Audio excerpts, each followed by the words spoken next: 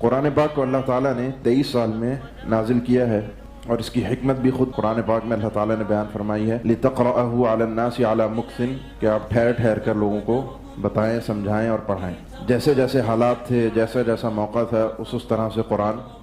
نازل ہوتا رہا۔ 23 سال میں 13 سال مکہ کے ہیں اور 10 سال مدینہ کے۔ مکہ کی صورتیں اور مدینہ کی صورتیں، ان صورتوں کا مضمون اور ان صورتوں کی تفصیل دونوں بہت مختلف چیزیں ہیں۔ مکی صورتیں عام طور پر آپ جب پڑھتے ہیں یا سنتے ہیں تو ان صورتوں کی آیتیں چھوٹی چھوٹی ہوتی ہیں، ان میں قافیہ ایک دوسرے کے ساتھ ذرا زیادہ ملا ہوتا ہے۔ عربی بلاغت کا جو انتہائی اعلیٰ اسلوب ہے وہ ان صورتوں کے اندر آپ کو ملے گا، کیونکہ یہاں پر عرب کو خاموش کرانا مقصد تھا، جن کو اپنی بلاغت پر، اپنی زبان پر بہت زیادہ ناز تھا۔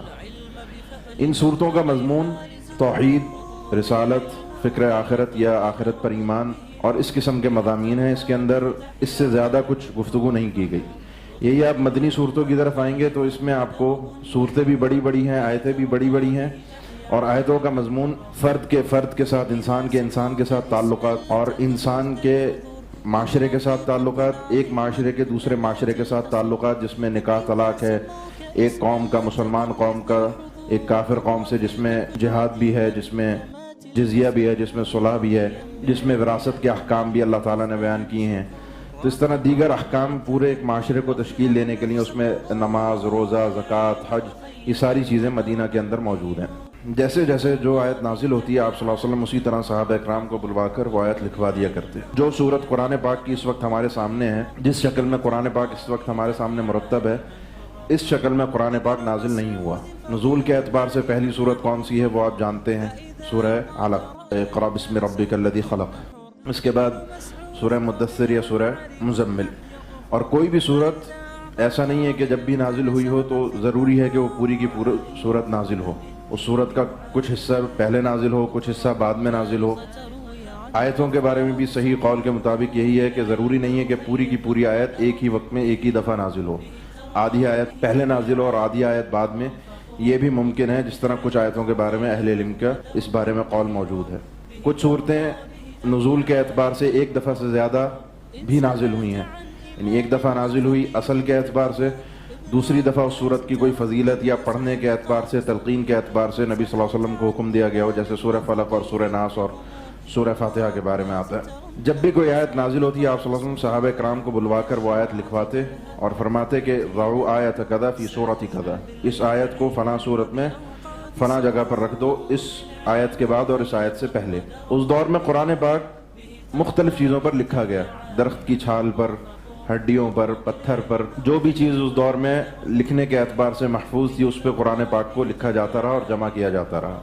اللہ تعالیٰ نے قرآن پاک میں فرمایا کہ انا نحن نزلنا الذکر وانا لہ لحافظون، اس قرآن پاک کو نازل ہم نے کیا ہے اور اس قرآن پاک کی حفاظت بھی ہم کرنے والے ہیں۔ قرآن پاک جس طرح نازل ہوتا رہا، جس میں لکھنے والے صحابہ جن کو کاتبین وحی کہا جاتا ہے، جن میں ابو بکر، عمر، عثمان، علی، اس کے علاوہ زید بن ثابت، معاذ بن جبل، معاویہ، دیگر کئی صحابہ کرام رضوان اللہ علیہم اجمعین، جو قرآن پاک کو اکثر و بیشتر لکھا کرتے تھے۔ قرآن پاک لکھا جاتا رہا، جمع کیا جاتا رہا، زیادہ تر اعتماد قرآن پاک کا حفظ کے ساتھ تھا، سینوں کے اندر محفوظ کرنے کے ساتھ۔ اللہ کے نبی صلی اللہ علیہ وسلم جب دنیا سے چلے گئے اور اس کے بعد آپ جانتے ہیں جیسا کہ جناب بکر رضی اللہ عنہ کے دور میں واقعہ ہوا، جس میں کافی سارے صحابہ اکرام جو کہ قراء تھے، یعنی قرآن کے حافظ تھے، وہ شہید ہو گئے۔ تو اس وقت جناب ابو بکر رضی اللہ تعالیٰ عنہ کے پاس جناب عمر آئے اور بار بار کہتے رہے کہ اس قرآن پاک کو جمع کیا جائے ایک جگہ پر، یعنی جو قرآن پاک کی اصل ایک حیثیت ہے وہ ایک جگہ پر محفوظ ہو۔ محفوظ تو تھا لیکن ایک حکومتی سطح پر اس قرآن پاک کی جو جس کو کیان کہا جاتا ہے، یعنی عربی زبان کے اندر، یعنی اس کی بنیادوں کو، اس کے اصولوں کے ساتھ، یعنی ایک جگہ پر قرآن ایک ہی ساتھ محفوظ ہو۔ صحابہ کرام کے پاس قرآن پاک کے اپنے اپنے نسخے تھے،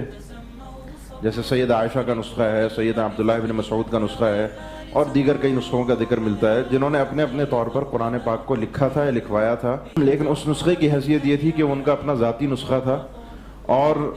کہیں کوئی چیز اگر ان کو تفسیری طور پر یا کوئی نبی صلی اللہ علیہ وسلم کی حدیث اس کی وضاحت میں ہوتی تو بعض روایات کے اندر ایسا اشارہ ملتا ہے کہ انہوں نے اس کا اضافہ اسی مصحف کے اندر، اسی نسخے کے اندر کیا ہوا تھا۔ جناب ابوبکر رضی اللہ تعالیٰ عنہ نے اس مشن کے لیے 3 صحابہ اکرام کی کمیٹی بنائی، جن کے سربراہ تھے جناب زید بن ثابت، جنہوں نے سب سے زیادہ وحی کو لکھا تھا، اور قرآن پاک کو جمع کرنے کا ایک مقام پہ ترتیب کے ساتھ، یہ آیت کب نازل ہوئی، کیسے نازل ہوئی، کس نے سنی اللہ کے نبی صلی اللہ علیہ وسلم سے ڈائریکٹ نزول کے بعد،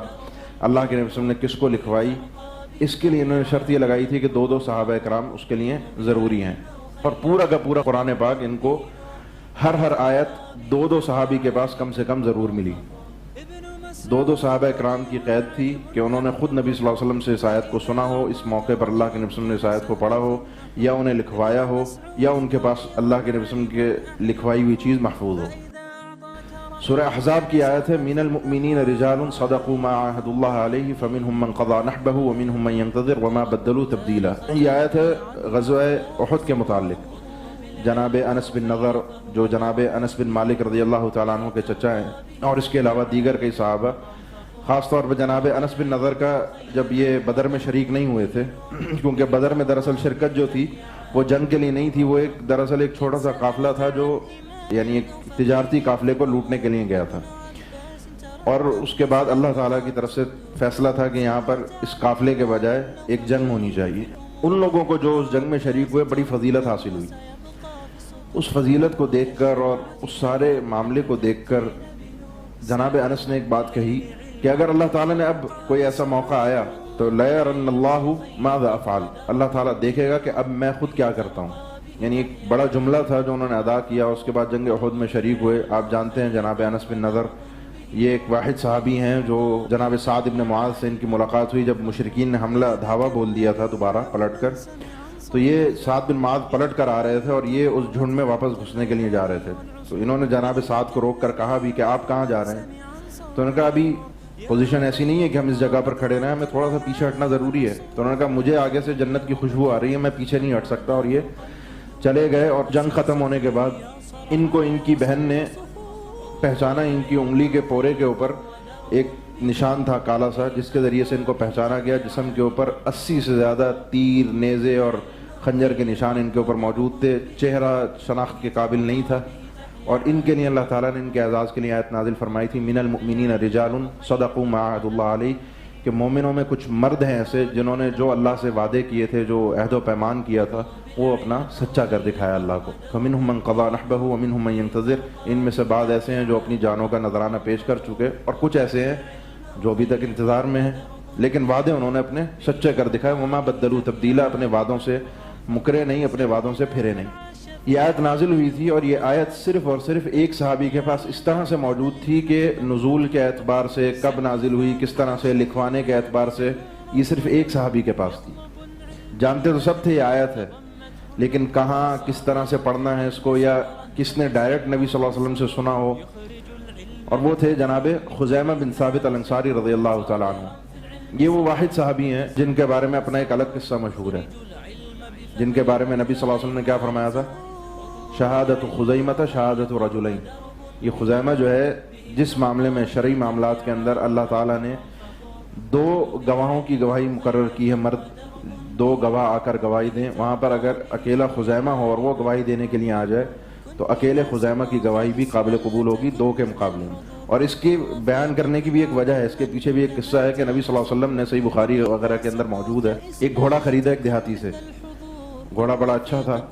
خریدنے کے بعد نبی صلی اللہ علیہ وسلم سے معاملات جب اس کے طے ہو گئے تو آپ نے فرمایا آؤ میں تمہیں رقم دے دوں گا اور ایک گھوڑا میں لے لوں۔ نبی صلی اللہ علیہ وسلم تھوڑا سا آگے بڑھ گئے اور وہ پیچھے پیچھے آ رہا تھا، اتنے میں پیچھے سے لوگوں نے دیکھا۔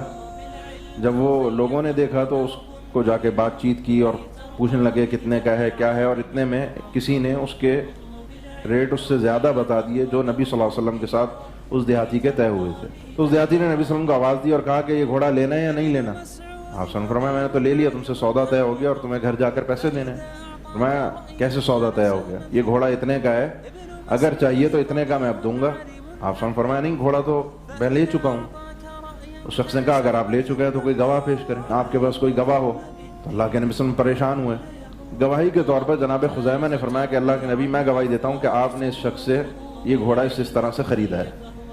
آپ صلی اللہ علیہ وسلم نے جناب خزیمہ سے پوچھا کہ تم یہ گواہی کیسے دے رہے ہو حالانکہ تم نے دیکھا نہیں ہے کہ میں اس شخص سے گھوڑا خرید رہا تھا؟ جناب خزیمہ نے فرمایا جب ہم آپ کی اس بات میں تصدیق کرتے ہیں کہ آپ کے اوپر آسمان سے وحی آتی ہے جو ہم نے نہیں دیکھی، گھوڑا خریدنا تو بہت معمولی بات ہے، ہم جب اللہ کی طرف سے آنے والی باتوں کی تصدیق بن دیکھے آپ پر ایمان لے آئے اور ساری باتوں کی تصدیق کر رہے ہیں، تو یہ کیسے ہو سکتا ہے کہ آپ اللہ کی طرف سے باتیں جو کر رہے ہیں اس میں ہم آپ کو سچا قرار دیں اور دنیاوی معاملات کے اندر ہم آپ کے اوپر شک کریں؟ لہذا ہمارا اس بات میں بھی یقین ہے کہ آپ کا اس کے ساتھ بالکل اسی طرح سے سودا ہوا ہے جس طرح آپ کہہ رہے ہیں۔ تو اس وقت نبی صلی اللہ علیہ وسلم نے فرمایا تھا کہ شہادت خزیمہ شہادت رجلین، ایک خزیمہ کی اکیلے کی گواہی 2 شخص کی گواہی کے برابر ہے، اور یہ ایک آیت جناب خزیمہ کے پاس تھی جو جناب زید بن ثابت کو ملی، اور ان کا جو اپنا بنایا ہوا ایک ضابطہ اور اصول تھا کہ ہر آیت 2 آدمیوں کے پاس ہو، وہ بھی یہاں پر برقرار رہا، کیونکہ یہ ایک آیت صرف انہی کے پاس تھی اور انہی سے اس بنیاد پر لی گئی، کیونکہ شہادت خزیمہ شہادت رجلین یہاں پر قرآن پاک جمع ہوا تھا۔ تو قرآن حکیم کو اللہ تعالیٰ نے کس طرح سے محفوظ رکھا کتابی شکل میں وہ آپ کے سامنے ہے، باقی جو سینوں کے اندر محفوظ رہا تو اس کی تو مثال دینے کی ضرورت نہیں ہے، صدیوں سے قرآن پاک سینوں کے اندر چلا آ رہا ہے اور لوگ اس کو یاد کر رہے ہیں، پڑھ رہے ہیں۔ یہ قرآن حکیم واحد ایک کتاب ہے دنیا کے اندر جس کا اعجاز ہے کہ حرف بحرف اس کو یاد کیا جاتا ہے، اور حرف بحرف بچے سے بچہ بڑے سے بڑا ہر شخص اس کو پڑھتا ہے، سمجھتا ہے، یاد کرتا ہے، اور یہ قرآن پاک محفوظ ہے۔ یہ اللہ کی طرف سے ایک اعجاز ہے۔ باقی اس قرآن کے اندر جو علوم ہیں، جو باتیں ہیں، جو چیزیں ہیں، اس کے اوپر ساری انسانیت کی ملنے والی زندگی اور ساری انسانیت کو ملنے والی عقل بھی ناکافی ہے۔ جتنا غور کرتے جائیں، جتنا پڑھتے جائیں، ایک علم کے سمندر اس قرآن سے کھل کر انسان کے سامنے آتے رہتے ہیں اور اس کی عقل حیران ہوتی ہے۔ جب بھی آپ تفسیر پڑھنے کے لیے بیٹھے ہیں قرآن پاک کی، ہر تفسیر پڑھنے والے کو دیکھیں گے اس نے ایک نئے انداز سے نئے استنباط، نئی چیز، نئی بات، اور وہ بات ایسی ہوتی ہے کہ انسان کی عقل حیران رہ جاتی ہے کہ بات کس طرح سے قرآن پاک سے ثابت ہو رہی ہے۔ تو ایک واحد ہی ایک چیز ہے قرآن پاک جو اللہ کی طرف سے ہمارے پاس موجود ہے، اس کے علاوہ کوئی ایسی چیز نہیں ہے جو اللہ کی طرف سے ہمارے پاس ہو، کیونکہ اللہ کا کلام ہے اور صریح کلام ہے۔ اس نے کلام کیا ہے جس کو جبرائیل امین نے سنا ہے، اور اس کے بعد جبرائیل امین نے آ کر اللہ کے نبی صلی اللہ علیہ وسلم پر یہ وحی اللہ کے نبی صلی اللہ علیہ وسلم تک پہنچائی ہے اللہ کی طرف سے، اور پھر یہ امت تک نقل ہوتا ہے۔